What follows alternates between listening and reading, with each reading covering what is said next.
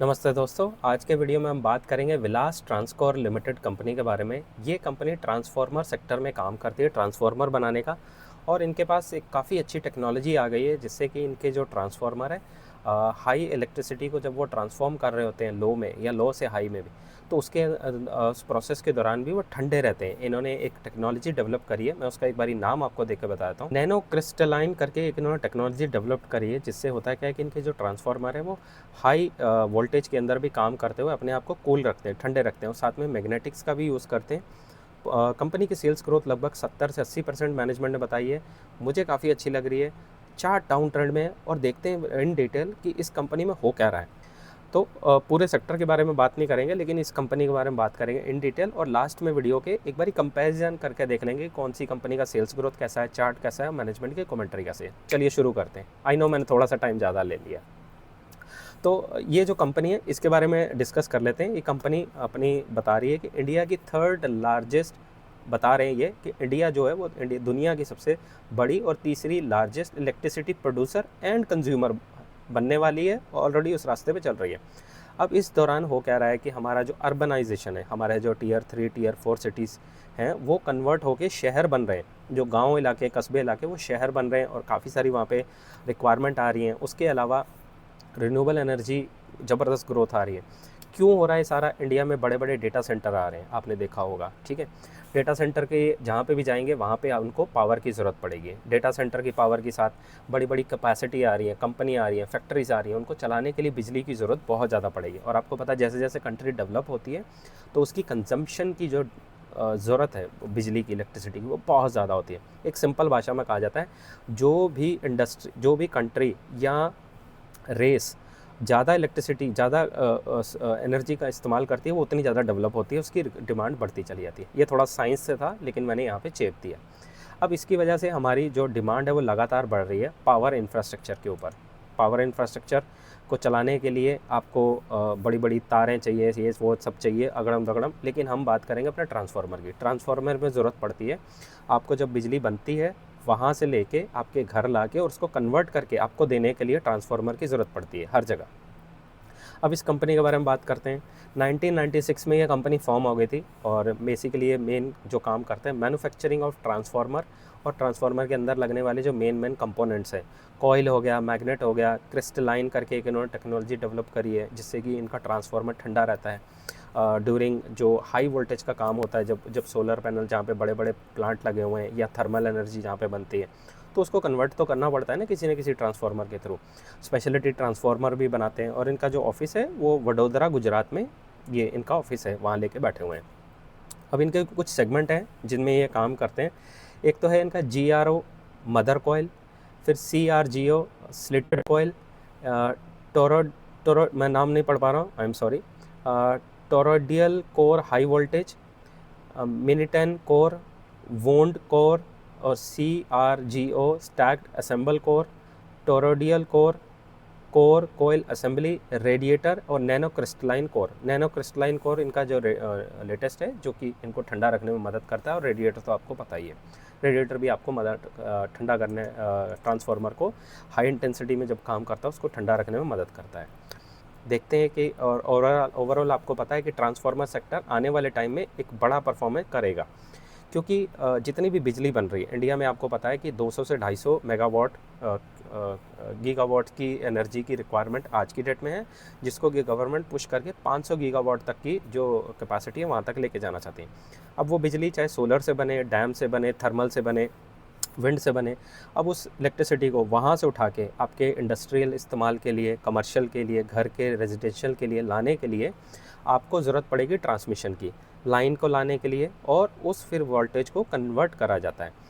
जब प्लांट में बिजली बनती है, मान लीजिए थर्मल का कोई कोल प्लांट है, वहाँ पे बिजली बन रही है, ग्रीन एनर्जी का सेक्टर है, सोलर सेल से बिजली बनती है, वो बिजली काफ़ी हाई इंटेंसिटी में बनती है। उसको इस्तेमाल करने के लिए वो DC वोल्टेज में बनती है, उसको AC वोल्टेज में कन्वर्ट करना है, या हाई वोल्टेज से लो वोल्टेज में कन्वर्ट करना है, फिर उसको ट्रांसफ़र करना है। देखिए, जब थर्मल प्लांट में बिजली बनती है वहाँ से आपके घर तक लाने के लिए उसको हाई वोल्टेज में ट्रांसफ़र कराया जाता है, क्योंकि अगर हाई वोल्टेज में ट्रांसफ़र नहीं करेंगे तो इलेक्ट्रिसिटी वहाँ से लेकर आपके घर तक पहुँचेगी नहीं, बीच में लॉस हो जाएगी। तो वहाँ से हाई ट्रांसफ़र होती है, बाद में आपके घर के आसपास एक खंभा देखा होगा, वहाँ पे ट्रांसफार्मर लगता है जो उस हाई वोल्टेज को लो वोल्टेज में कन्वर्ट करता है।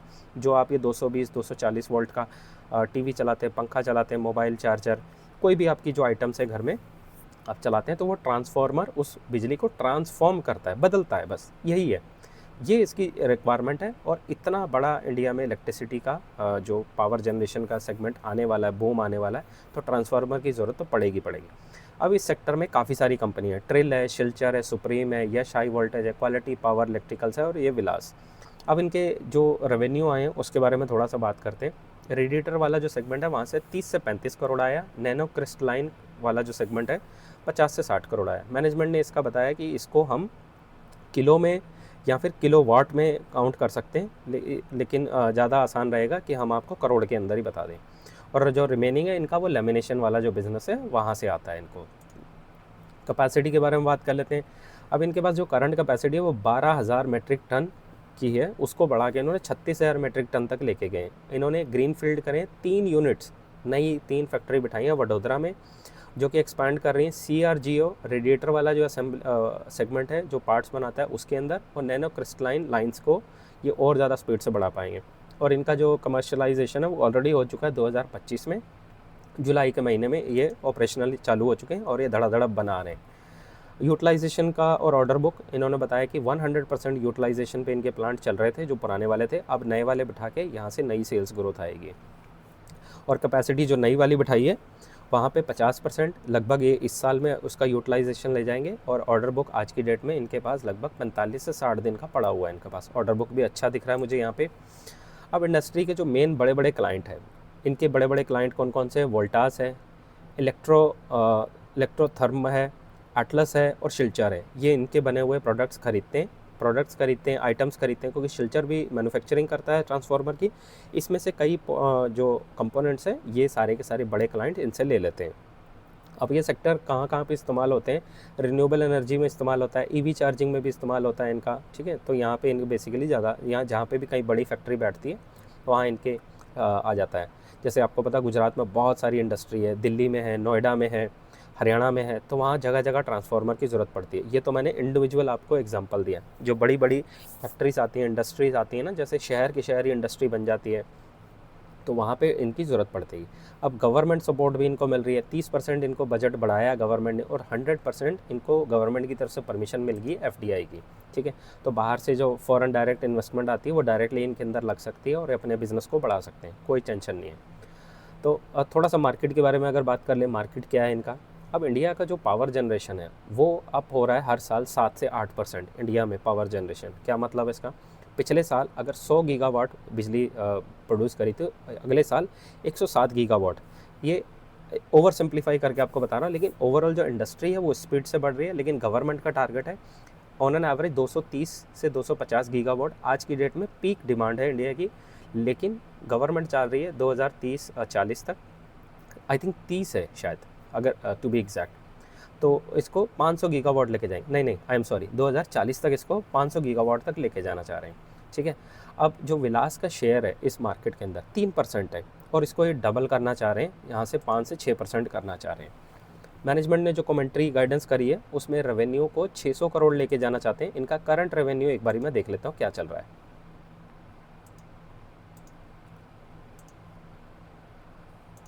विलास का जो करंट रेवेन्यू चल रहा है 300-350 करोड़ है। यहाँ से 600 करोड़ अगर इसको लेके जाते हैं तो ये आपका लगभग हो जाएगा ये लगभग हो जाएगा आपका 70 से 80%। और अगले साल के लिए 1000 करोड़ का टारगेट रखा है। 600 से जब 1000 लेके जाएंगे तो वहाँ पे भी 60% के आसपास ये आ जाएगा। और एक्सपेक्टेड ग्रोथ जो मैनेजमेंट ने ऑफिशियल गाइडेंस दी है 60 से 70% ये करेंगे अगले 2 साल के लिए। और मुझे जो कुछ चीज़ें इसमें देखने को मिली है, कंपनी आज की डेट में डेट फ्री है, बैलेंस शीट काफ़ी हेल्दी इनका है, और मेजॉरिटी जो एक्सपेंशन है इनका ऑलरेडी पैसा डाल चुके हैं। और जो सेक्टर में डिमांड है वो ज़बरदस्त बनी हुई है, वो इसी के लिए नहीं, पूरे के पूरे सेक्टर के लिए बनी हुई है, ठीक है। अब थोड़ा सा बात कर लेते हैं जो इस इंडस्ट्री में बाकी प्लेयर हैं। इसमें ट्रिल है, शिल्चर है, सुप्रीम है, यश हाई वोल्टेज और क्वालिटी वाले हैं साथ में, और विलास है। इन सब में अगर हाईएस्ट सेल्स ग्रोथ करी जाए तो 2 प्लेयर मुझे नज़र आते हैं। एक तो क्वालिटी पावर इलेक्ट्रिकल्स और दूसरा है विलास। लेकिन आज वीडियो विलास का, तो विलास के बारे में बात करते हैं। 1 ईयर फॉरवर्ड भी मुझे इनका निकल के आ रहा है 15 से 30 के बीच का। क्या मतलब है इसका? यानी कि 1 रुपये की चीज़ आपको 8 आने में मिल रही है, आसान भाषा में। करंट इनका जो पी है वो लगभग 20 का है। और चार्ट की अगर बात कर ली जाए, चार्ट इनका सिर्फ डाउन ट्रेंड में। तो 3 में से मेरी 2 शर्तें पूरी होती हैं, मैनेजमेंट की कमेंट्री, गाइडेंस और नंबर, दोनों अप है। चार्ट अभी टेम्परेरी डाउन है। चार्ट कभी भी, चार्ट बस 2-3 सेशन की मार होती है, चार्ट ऊपर आ सकता है। लेकिन इस कंपनी में वो सारी चीज़ें दिख रही हैं जो कि आने वाले टाइम में एक बड़ा पैसा बनाने की अपॉर्चुनिटी दे सकती है। किसी भी तरह का बाय सेल रिकमेंडेशन मत समझना इस कॉल को, इस वीडियो को। प्योरली एजुकेशन पर्पज़ के लिए बनाता हूँ। जो भी मैं स्टडी करता हूँ मुझे लगता है आपके साथ शेयर करना चाहिए, और मेरा थॉट प्रोसेस क्या है, मुझे कैसा दिख रहा है वो बताने की कोशिश है। अब मेरे इस वीडियो में कई चीज़ें गलत हो सकती हैं, मेरा इंटरप्रिटेशन भी गलत हो सकता है, और हो सकता है मेरा डेटा भी गलत हो। तो आपने क्या करना है, इस वीडियो को जाके ऐसा रेफरेंस लेना है, इसके ऊपर फर्दर अपनी स्टडी करनी है, ठीक है। इस वीडियो को देखने के बाद आपको ग्रिप मिल जाएगा थोड़ा, किस इंडस्ट्री में, सेक्टर में, उस कंपनी में क्या हो रहा है। तो आप इस इन्फॉर्मेशन को इस्तेमाल कीजिए as a thesis, as a base. इसके ऊपर अपनी हाइपोथेसिस बनाइए, इसके ऊपर अपनी रिसर्च PhD जो करना है करो, ठीक है। अगर आप सीखना चाहते हैं सारा काम करा कैसे जाता है, लिंक इधर डिस्क्रिप्शन में, जाके वर्कशॉप अटेंड कर लेना। 3 घंटे का है, 1000 रुपये कॉस्ट रखी है। उसके बाद आप भी किसी भी कंपनी, किसी भी सेक्टर को एनालाइज कर पाओगे, और बड़ी आसानी से एक अच्छी कंपनी पूरे सेक्टर में से ढूंढ के निकाल सकते हो जो कि आपके पोर्टफोलियो में जगह बना सके, और वो आपकी पड़ी हुई होगी। सिर्फ 3 घंटे और 1000 रुपये, बस इतना ही एफर्ट आपको लगाना है। बाकी आप समझदार हैं, आपकी मर्ज़ी है। तो ये था मेरा आज का वीडियो। आई होप आपको वीडियो देख के काफ़ी मज़ा आया होगा। तो प्लीज़ आप जाके वीडियो को लाइक, शेयर, सब्सक्राइब कर दें, क्योंकि आपका ऐसा करने से मुझे बहुत मोटिवेशन मिलेगा, और फिर मैं और वीडियोज़ बना के लाऊँगा आपके लिए। तो मिलते हैं अगली वीडियो में, तब तक के लिए सीखते रहिए, खुश रहिए, इन्वेस्ट करते रहिए, और जब के पढ़िए। जितना पढ़ेंगे उतनी कंपनीज मिलेंगी, ज़िंदगी में भी, लाइफ में भी। Thank you.